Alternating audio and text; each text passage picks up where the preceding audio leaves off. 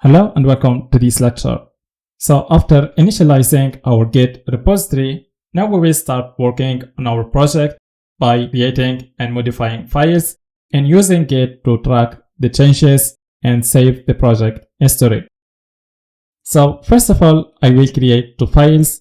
I will call them respectively file1.txt and file2.txt.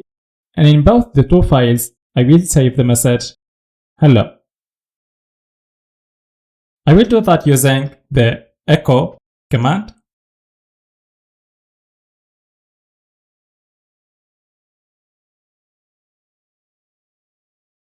So I want to save the message hello in the file1.txt, and I will execute the same command again, just I will change the name of the file.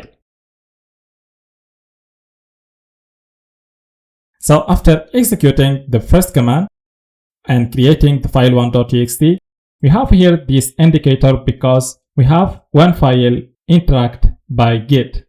And after executing the second command and creating the file2.txt, we have now this indicator to tell us that we have two files that are not tracked by Git. And we can check that using the git status command.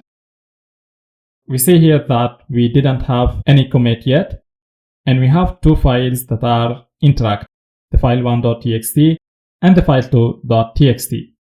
And here at the end, it says that we can use the git add command to track these files. Okay, so let's see how we can work with the git add command. Whenever we want to add our changes to the staging area to be committed later using the git commit command, we can do that using the git add command, followed by the name of the files that we want to add to the staging area.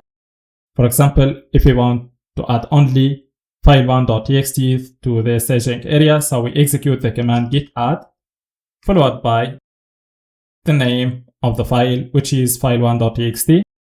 Or we can add multiple files at the same command, for example, file1.txt and file2.txt. Or we can use patterns.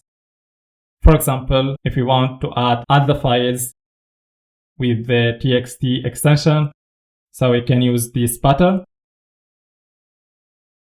Or we can add everything to the staging area by using a period. But you should be careful when using this option because maybe you have some files that you want to ignore, but this command will add everything. So for us here, let's specify only the name of the two files, which are file1.txt and file2.txt. So when we press enter, here the green marker changed to yellow because we have something in the staging area, so we can commit that. Okay, and we can verify that using the git status command. So now we have these changes that can be committed. But what we will do now is that we will change the file1.txt again using the echo command. So now instead of hello, we'll save the message welcome in file1.txt. So let's execute git status again.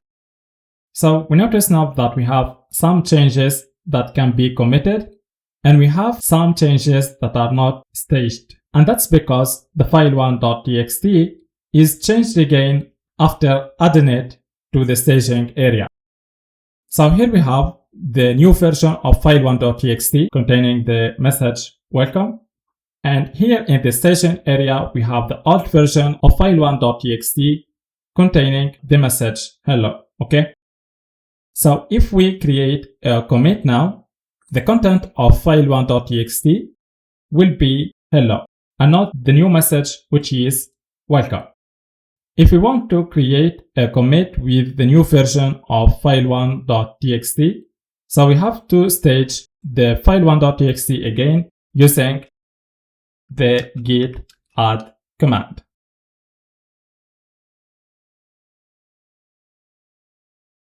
So now if we execute the git status command, so now we see that we have these changes that can be committed. So now what we have in the staging area is exactly the same what we have in the current directory.